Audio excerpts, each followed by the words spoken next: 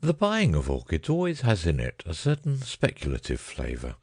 You have before you the brown, shrivelled lump of tissue, and for the rest you must trust to your judgment, or the auctioneer, or your good luck, as your taste may incline. The plant may be moribund or dead, or it may be just a respectable purchase, fair value for your money, or perhaps, for the thing has happened again and again, there slowly unfolds before the delighted eyes of the happy purchaser, day after day, some new variety, some novel richness, a strange twist of the labellum, or some subtler coloration or unexpected mimicry. Pride, beauty, and profit blossom together on one delicate green spike, and, it may be, even immortality, for the new miracle of nature may stand in need of a new specific name, and what so convenient as that of its discoverer, John Smithia? There have been worse names. It was perhaps the hope of some such happy discovery that made Winter Wedderburn such a frequent attendant at these sales. That hope, and also, maybe, the fact that he had nothing else of the slightest interest to do in the world. He was a shy, lonely, rather ineffectual man, provided with just enough income to keep off the spur of necessity, and not enough nervous energy to make him seek any exacting employments.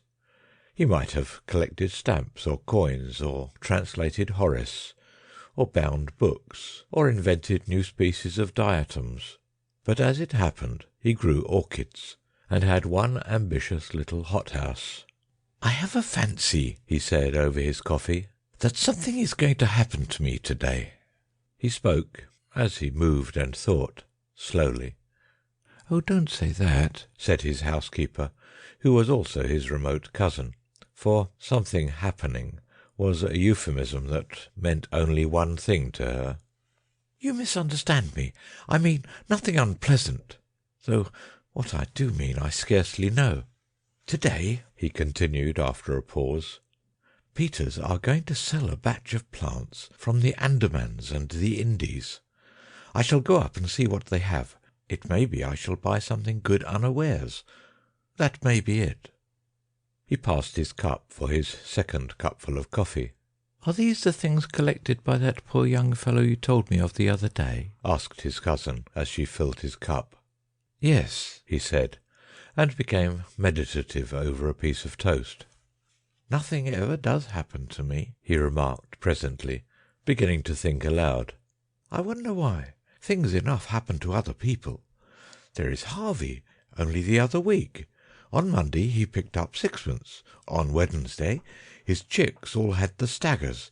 On Friday his cousin came home from Australia, and on Saturday he broke his ankle. What a whirl of excitement compared to me!" "I think I would rather be without so much excitement," said his housekeeper. "It can't be good for you." "I suppose it's troublesome. Still, you see, nothing ever happens to me. When I was a little boy I never had accidents. I never fell in love as I grew up, never married. I wonder how it feels to have something happen to you, something really remarkable. That orchid collector was only 36, 20 years younger than myself, when he died, and he had been married twice and divorced once. He had had malarial fever 4 times, and once he broke his thigh. He killed a Malay once, and once he was wounded by a poisoned dart, and in the end he was killed by jungle leeches. It must have all been very troublesome, but then it must have been very interesting, you know, except perhaps the leeches." "I am sure it was not good for him," said the lady with conviction. "Perhaps not." And then Wedderburn looked at his watch. 23 minutes past 8. I'm going up by the 11:45 train, so that there is plenty of time. I think I shall wear my alpaca jacket. It is quite warm enough, and my grey felt hat and brown shoes. I suppose—" He glanced out of the window at the serene sky and sunlit garden, and then nervously at his cousin's face. "I think you had better take an umbrella if you're going to London," she said, in a voice that admitted of no denial. "There's all between here and the station coming back." When he returned, he was in a state of mild excitement. He had made a purchase. It was rare that he could make up his mind quickly enough to buy, but this time he had done so. "There are vandas," he said, "and a dendrobe, and some palaeonophis." He surveyed his purchases lovingly as he consumed his soup. They were laid out on the spotless tablecloth before him, and he was telling his cousin all about them as he slowly meandered through his dinner. It was his custom to live all his visits to London over again in the evening for her and his own entertainment. "I knew something would happen to-day, and I've brought all these. Some of them, I feel sure, do you know, that some of them will be remarkable. I don't know how it is, but I feel just as sure as if someone had told me that some of these will turn out remarkable.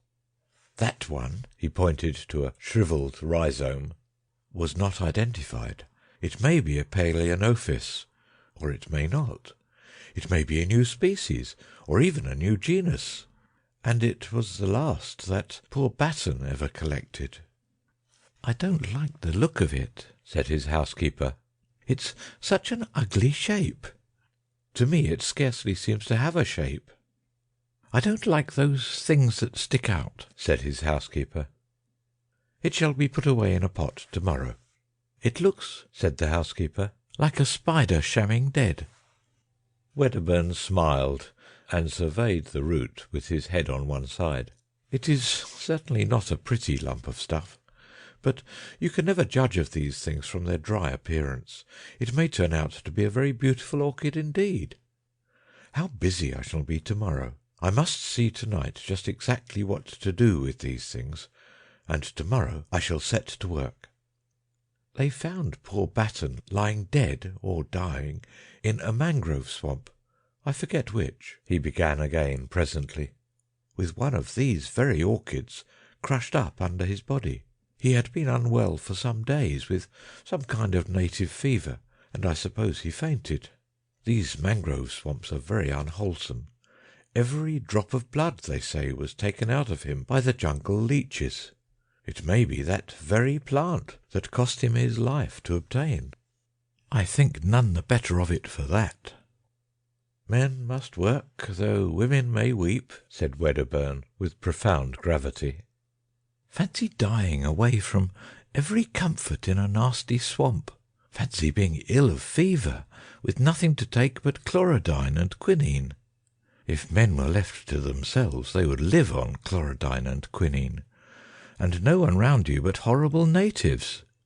They say the Andaman Islanders are most disgusting wretches, and anyhow they can scarcely make good nurses, not having the necessary training. And just for people in England to have orchids! I don't suppose it was comfortable, but some men seem to enjoy that kind of thing," said Wedderburn. "Anyhow, the natives of his party were sufficiently civilized to take care of all his collection until his colleague, who was an ornithologist, came back again from the interior, though they could not tell the species of the orchid, and had let it wither, and it makes these things more interesting."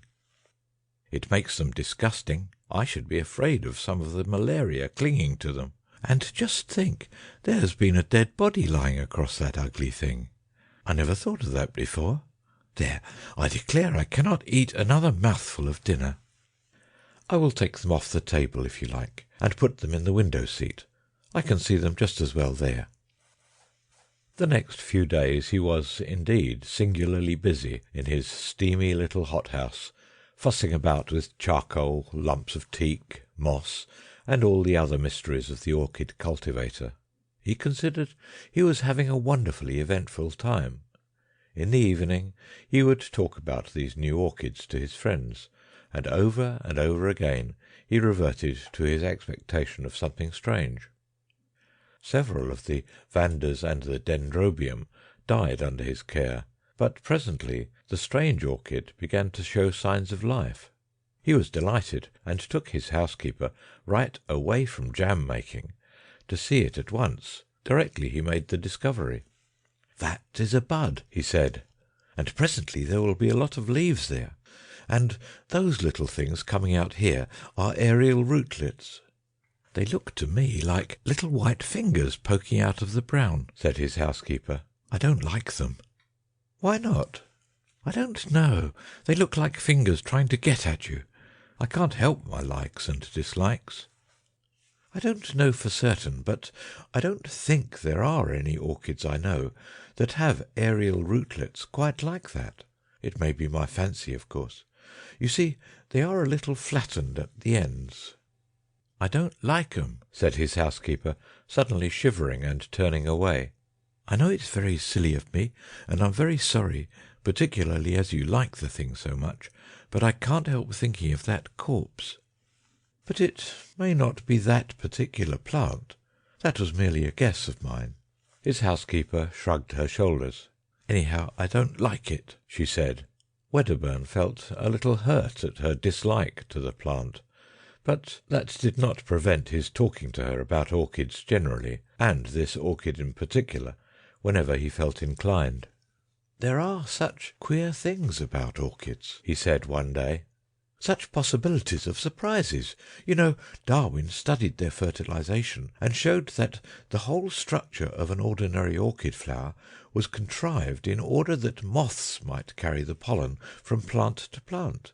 Well, it seems that there are lots of orchids known, the flower of which cannot possibly be used for fertilization in that way. Some of the Cypripediums, for instance. There are no insects known that can possibly fertilize them, and some of them have never been found with seed." "But how do they form new plants?" "By runners and tubers, and that kind of outgrowth. That is easily explained. The puzzle is, what are the flowers for?" "Very likely," he added, "my orchid may be something extraordinary in that way. If so, I shall study it. I have often thought of making researches as Darwin did, but hitherto I have not found the time, or something else has happened to prevent it. The leaves are beginning to unfold now. I do wish you would come and see them." But she said that the orchid house was so hot it gave her the headache. She had seen the plant once again, and the aerial rootlets, which were now some of them more than a foot long, had unfortunately reminded her of tentacles reaching out after something, and they got into her dreams, growing after her with incredible rapidity, so that she had settled to her entire satisfaction that she would not see that plant again, and Wedderburn had to admire its leaves alone. They were of the ordinary broad form, and a deep glossy green, with splashes and dots of deep red towards the base.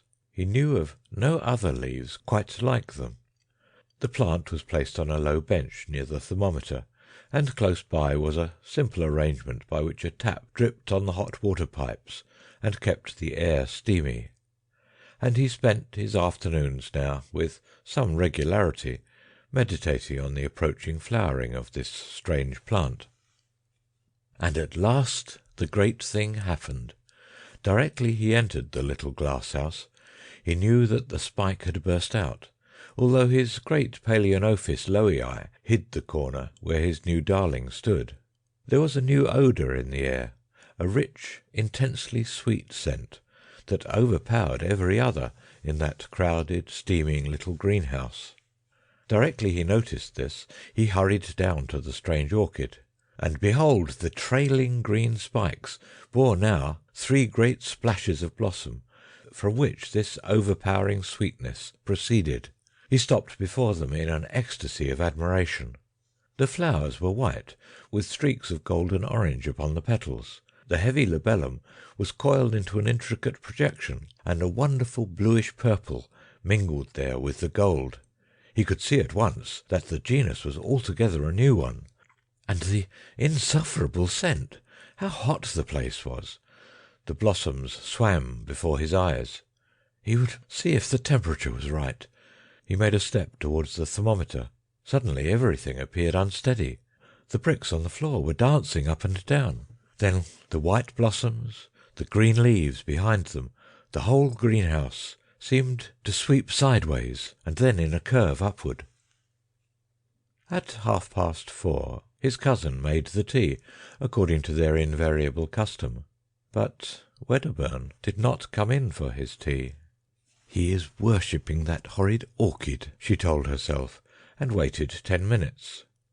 "His watch must have stopped. I will go and call him." She went straight to the hothouse, and, opening the door, called his name. There was no reply. She noticed that the air was very close, and loaded with an intense perfume. Then she saw something lying on the bricks between the hot water pipes. For a minute, perhaps, she stood motionless. He was lying, face upward, at the foot of the strange orchid. The tentacle-like aerial rootlets no longer swayed freely in the air, but were crowded together, a tangle of grey ropes, and stretched tight, with their ends closely applied to his chin and neck and hands. She did not understand. Then she saw, from under one of the exultant tentacles upon his cheek, there trickled a little thread of blood. With an inarticulate cry, she ran towards him, and tried to pull him away from the leech-like suckers.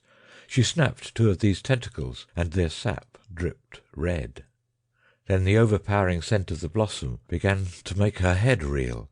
How they clung to him! She tore at the tough ropes, and he and the white inflorescence swam about her. She felt she was fainting, knew she must not. She left him, and hastily opened the nearest door. And after she had panted for a moment in the fresh air, she had a brilliant inspiration. She caught up a flower-pot and smashed in the windows at the end of the greenhouse. Then she re-entered. She tugged now with renewed strength at Wedderburn's motionless body, and brought the strange orchid crashing to the floor. It still clung with the grimmest tenacity to its victim. In a frenzy she lugged it and him into the open air. Then she thought of tearing through the sucker rootlets one by one, and in another minute she had released him and was dragging him away from the horror. He was white and bleeding from a dozen circular patches. The odd job man was coming up the garden, amazed at the smashing of glass, and saw her emerge, hauling the inanimate body with red-stained hands. For a moment he thought impossible things. "Bring some water," she cried, and her voice dispelled his fancies. When, with unnatural alacrity, he returned with the water, he found her weeping with excitement, and with Wedderburn's head upon her knee, wiping the blood from his face. "And the orchid?" said Wedderburn, opening his eyes feebly and closing them again at once. "Go and tell Annie to come out here to me, and then go for Dr. Haddon at once," she said to the odd job man, so soon as he brought the water, and added, seeing he hesitated, "I will tell you all about it when you come back." Presently Wedderburn opened his eyes again, and, seeing that he was troubled by the puzzle of his position, she explained to him, "You fainted in the hothouse." "And the orchid?" "I will see to that," she said. Wedderburn had lost a good deal of blood, but beyond that he had suffered no very great injury. They gave him brandy mixed with some pink extract of meat, and carried him upstairs to bed. His housekeeper told her incredible story in fragments to Dr. Haddon. "Come to the orchid house and see," she said. The cold outer air was blowing in through the open door, and the sickly perfume was almost dispelled. Most of the torn aerial rootlets lay already withered amidst a number of dark stains upon the bricks. The stem of the inflorescence was broken by the fall of the plant, and the flowers were growing limp and brown at the edges of the petals. The doctor stooped towards it, then saw that one of the aerial rootlets still stirred feebly, and hesitated. The next morning the strange orchid still lay there, black now and putrescent. The door banged intermittently in the morning breeze, and all the array of Wedderburn's orchids was shrivelled and prostrate. But Wedderburn himself was bright and garrulous upstairs in the glory of his strange adventure.